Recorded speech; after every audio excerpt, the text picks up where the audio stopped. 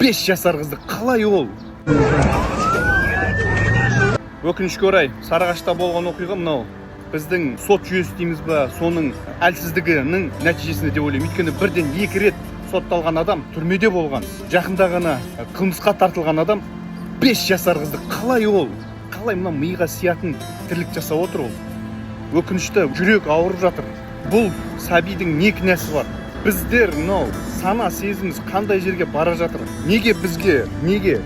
Көптеген сұрақ бар, жауап жоқ. Президентіміз міне қазір тапсырма беріп отыр. Бірақ не шара ана қызды кім тірілтіп әкеледі? Сен ба, мен ба?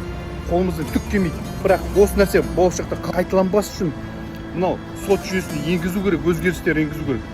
Өлім жазасына тарту керек, болмаса кастрировать ету керек.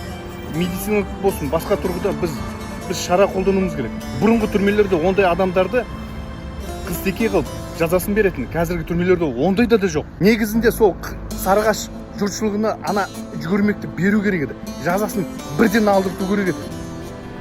Бекер мынау полиция қызметкерлері араласты деп ойлаймын. Олар түрмелерге өздерінің екінші үйінде барады. Сондықтан да қатаң жаза қолдану керек. Өкінішке орай, қайран қазағым-ай, қайран қызымыз-ай, жүрек ауырып отыр.